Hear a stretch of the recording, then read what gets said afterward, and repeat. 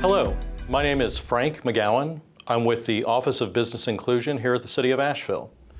Today, I'm here to talk about the City of Asheville's business inclusion requirements when submitting a bid or RFP. So let's get into it. So if you're bidding or submitting an RFP for a City of Asheville project and state or federal funds are not being applied to the project, then it is very likely that Asheville Business Inclusion policy applies. And if so, you're going to find certain outreach documentation that is included in the bid or RFP. And it's going to look something like this. So somewhere in the bid, most likely you're going to find the City of Asheville Business Inclusion Outreach Documentation forms. And before I go any further with this, I do want to state that the City of Asheville's ABI policy is really intended to provide opportunities for minority and women-owned businesses to fully participate in the purchasing and contracting activities of the City of Asheville. So our prime vendors have a role in that, and we'll talk about the requirements for prime vendors in just a moment. I should also mention that the ABI documentation is due at the time of submission of your bid or RFP. Failure to include the proper ABI forms completed correctly would deem your firm non-responsive to the RFP. So this is really important, and we don't want to have to disqualify your firm for a paperwork error. So I'm going to go into the two different options that you have when filling out the ABI forms. The first option is fairly straightforward. On this first page, if you are self-performing 100% of the work, then you're going to check this option 1 box. And by checking this box, the vendor's committing to perform 100% of the work with their own forces without the use of subcontractors. So if you are doing that, you're going to check option 1, and you're going to go down below to sign this form. You're going to let us know if you are a minority or women-owned business owner. You're going to tell us the name of your firm, who is the authorized officer and their title that's signing. Please sign it here and include the date. After signing, please submit this one page with your bid or RFP at the time it's due. This is the only page that's due if you are self-performing. Now, if you are a prime vendor and you are going to be using subcontractors, you will also complete this first page. You're going to check option 2. And option 2 is stating that you're going to perform subcontracting outreach. You're going to also fill out some other forms after this, but go ahead and check option 2. Tell us if your firm is a minority or women-owned business. Let us know who you are, what's the name of the vendor, the authorized officer, title, signature, and date. And then you're going to continue on to the next page. The next subcontracting outreach form lists minimum good faith efforts. We must see a minimum of 5 categories below that are checked to demonstrate good faith efforts. So at the top, you're going to tell us who you are and what vendor you represent.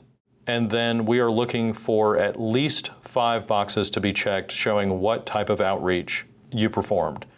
So that can include contacting MWBEs, following up with MWBEs, attendance at a pre-bid meeting, negotiating in good faith, working with the ABI office or MWBE assistance programs, making plans available, bonding or insurance assistance on construction contracts, breaking down work, financial assistance, a quick pay commitment, or joint ventures.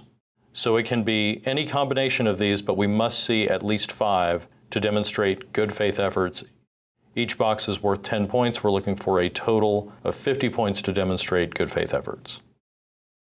There are resources available and linked on this page to assist you with outreach to minority and women-owned businesses. There is a link to the City of Asheville website for certified businesses that we have in our database. There's also a link to the Hub website and NCDOT. Other web searches are sufficient for outreach as well. After you've completed this page, you're going to continue to the next page. and that is MWBE Outreach Documentation.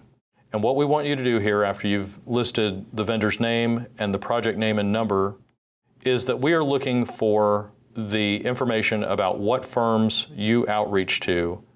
We want to see what type of work the minority vendor would be performing for you, what's the name of the MBE or WBE and their phone number, what is the date of contact, who did you talk to, and if you are not using them, what is your reason for non-utilization. We would like to see all the minority and women-owned businesses that you outreach to listed here, and it is our hope that of those you've reached out to, that you will be able to identify one or more that you can utilize on your project. After you've completed this form, you will continue on to the next form, which is the Subcontracting Outreach Form MWBE Utilization Commitment. The MWBE participation goal is stated at the top. These are newly identified goals from the city's most recent disparity study. These are no longer aspirational goals. The city is trying to reach MWBE participation goals as stated on this page. At the top, you will see general services participation goal stated at 8.39%, and the groups requiring outreach include Black American-owned and women-owned businesses. Below that, you will see outreach required for construction services. The goal we're trying to reach there is at least 1.4% participation, and outreach is required to Black-owned businesses and Hispanic-owned businesses. As you continue down this form, you will see that we're asking for the name of the vendor, the project name and number, and before you fill out the next blanks showing your expenditure, commitment, and percentage, the grid at the bottom shows MWBE subcontractor name, minority category, description of work, and dollar value and percent of contract.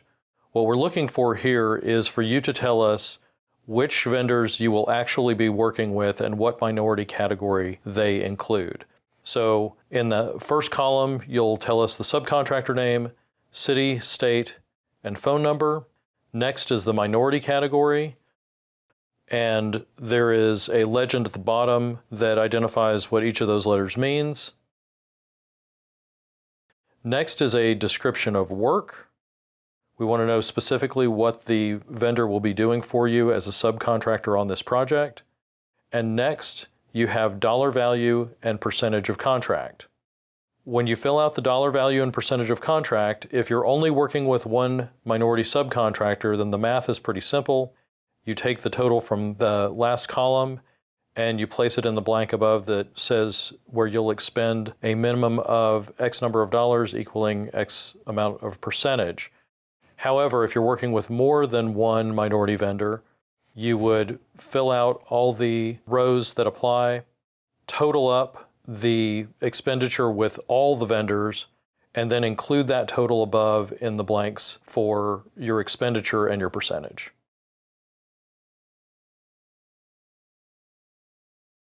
Occasionally, you will see the documentation of minority subcontractor payments form included in a bid or an RFP. This form is not due at the time of bid, but if you are utilizing subcontractors, this form will be required when you submit invoices for payment. So thank you for your attention in this process, and please, if you have any questions related to completion of ABI paperwork and what is required when you need to submit that with your bid or RFP, contact the ABI office at abi@asheville.nc.gov. Thanks for your attention.